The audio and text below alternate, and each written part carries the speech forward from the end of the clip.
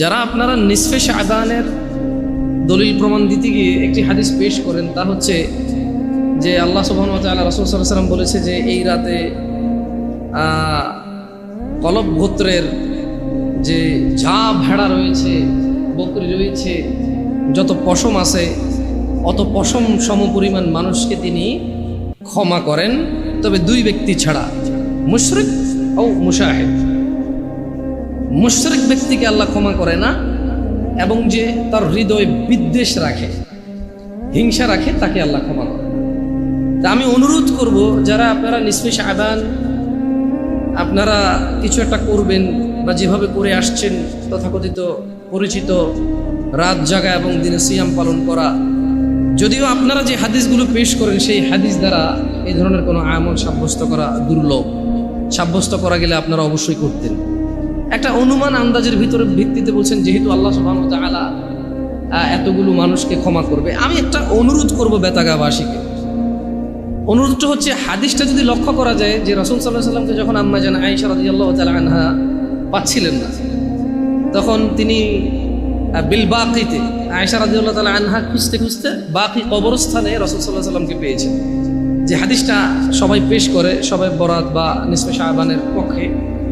তো সেই হাদিসটাও আমি বেশ কয়েকবার পড়ে এবং এর বাংলা অনুবাদ পড়ে খুব অনুভব করার চেষ্টা করেছি। তো অনেক অনুভব করার পরে কিছু করতে হবে এমন কিছু পাইনি। হাদিসটা হচ্ছে যে আম্মা জান আয়েশা রাদিয়াল্লাহু তাআলা আনহা যখন রাসূল সাল্লাল্লাহু আলাইহি ওয়াসাল্লামকে পেলেন না, তখন খোঁজাখুঁজি করে পেলেন বাকি কবরস্থানে। তো রাসূল সাল্লাল্লাহু আলাইহি ওয়াসাল্লাম, এটা প্রমাণ হয় যে রাসূল সাল্লাল্লাহু আলাইহি ওয়াসাল্লাম আম্মা জান আয়েশা রাদিয়াল্লাহু তাআলা আনহার সঙ্গে ছিলেন, ওনাকে ডেকে নিয়ে যাননি। মানে এই রাত্রে কোনো ইবাদত আছে, আয়েশা তুমি ওঠো রাদিয়াল্লাহু তাআলা আনহা, এরকম বলে রাসূল সাল্লাল্লাহু আলাইহি ওয়াসাল্লাম ওনাকে ডাকেননি। এবং যখন বাকি কবরস্থানে রাসূল সাল্লাল্লাহু আলাইহি ওয়াসাল্লামকে আম্মা জান আয়েশা রাদিয়াল্লাহু তাআলা আনহা ওখানে উপস্থিত পেল, তখনও আম্মা জান আয়েশা রাদিয়াল্লাহু তাআলা আনহার ওই হাদিস থেকে এমন কিছু পাওয়া যায় না যে আয়েশা রাদিয়াল্লাহু তাআলা আনহা বলেছে যে যখন রাসূল সাল্লাল্লাহু আলাইহি ওয়াসাল্লামকে তিনি পেয়েছেন, রাসূল সাল্লাল্লাহু আলাইহি ওয়াসাল্লাম ওনাকে কিছু আমলের নির্দেশ দিয়েছে, অথবা আমলের পরামর্শ দিয়েছে, অথবা আমল করার ব্যাপারে উদ্বুদ্ধ করেছে, বা অন্য অন্য কোনো সাহাবীকে ডাকতে বলেছে, বা ওই সময় রাসূল সাল্লাল্লাহু আলাইহি ওয়াসাল্লাম অন্য কোনো সাহাবীকে ডেকে নিয়ে ওই জায়গায় উপস্থিত ছিল, এমন কিছুই কিন্তু ওই হাদিস থেকে পাওয়া যায় না।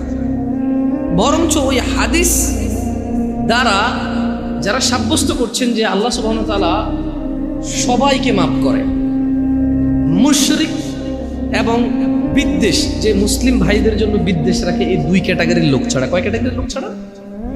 তো আপনারা যদি দেখেন, বাংলাদেশে এখন টেলিভিশন চ্যানেল খোলেন, ইউটিউব চ্যানেল খোলেন, ফেসবুক চ্যানেল খোলেন, অথবা চায়ের দোকান, মসজিদ মাদ্রাসার বারান্দা, শুধু বিদ্বেষ চলছে, শুধু বিদ্বেষ চলছে।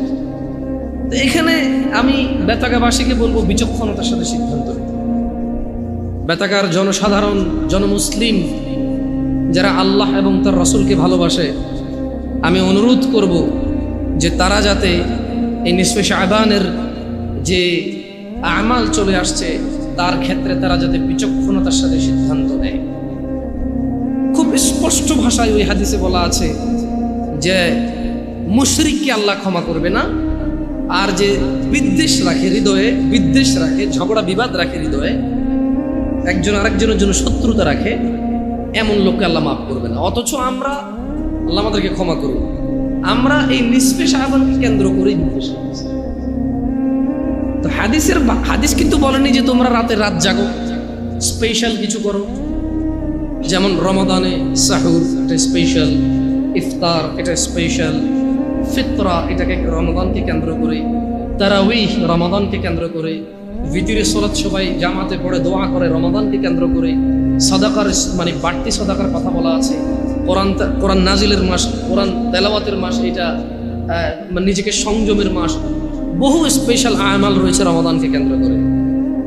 যেভাবে ঈদকে কেন্দ্র করে বলে এক রাস্তা দিয়ে যাও, অন্য রাস্তা দিয়ে আসো, খুতবা শোনো, নামাজ পড়ো, এরপরে খুতবা শোনো, হ্যাঁ, তো সুবহানাল্লাহ, তোমরা হালাল ওয়েতে আনন্দ করো, ইবাদত করো, আল্লাহর ইবাদতে তোমরা মগ্ন হও। এভাবেই পৃথিবীর প্রায় প্রত্যেকটা জিনিস নিয়ে কিন্তু আল্লাহ সুবহানাহু ওয়া তাআলা বা রাসূল সাল্লাল্লাহু আলাইহি ওয়াসাল্লামের পক্ষ থেকে আয়াত অথবা হাদিস বর্ণিত আছে। কিন্তু এই নিসফে শাবান সম্পর্কে, মানে এই রাতে কি আমল করতে হবে, একটা নির্দেশ পাওয়া যায় না। না, আমি বলছি না যে দেখুন আমি আল্লাহি এটা নিয়ে বহু বিদ্বেষ হয়ে গেছে। আমি যারা এর পক্ষে কথা বলেন, যারা যুক্তি দিয়ে বলেন, আবার অনেকে বলছেন আপনারা যে শাবান মাসের 15 তারিখে নিসফে শাবানে কোরআন নাজিল হয়েছে, এটা জঘন্যতম কথা। এটা জঘন্যতম কথা এই জন্য যে আমার আজকের খুতবার আলোচ্য বিষয় রমাদান কেন্দ্রিক।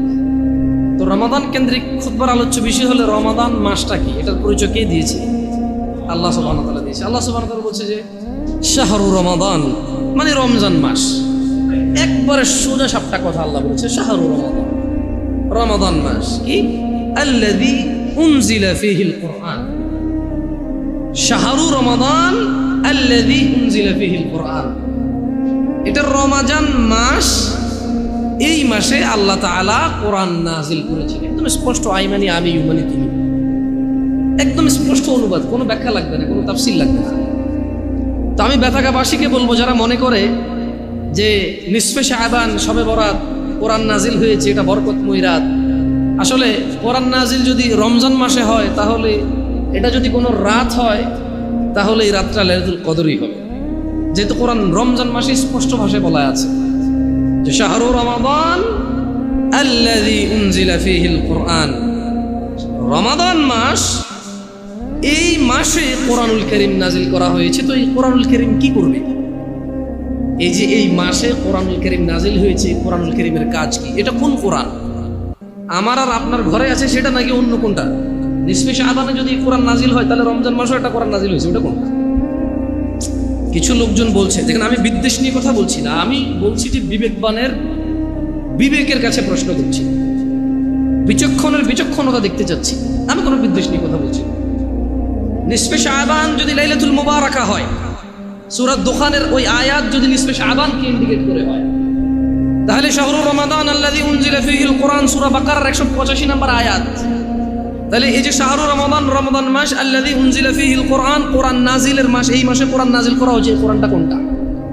মসজিদে কোরআন নাই, দেন দুটো কোরআন। মানে নিসফে শাবান যদি লাইলাতুল মুবারাকা কোরআন নাজিলের মাস হয়, নিসফে শাবানে যদি কোরআন নাজিল হয়, তাহলে এই যে রমজান মাসে যে কোরআনটা নাজিল হয়েছে, ওই কোরআনটা কোনটা? এখন নিসফে শাবানে কোন কোরআন নাজিল হয়েছে আমরা জানি না। আর আমরা যে কোরআন চিনি, আলহামদুলিল্লাহ, সূরা ফাতিহা দিয়ে স্টার্ট হয়।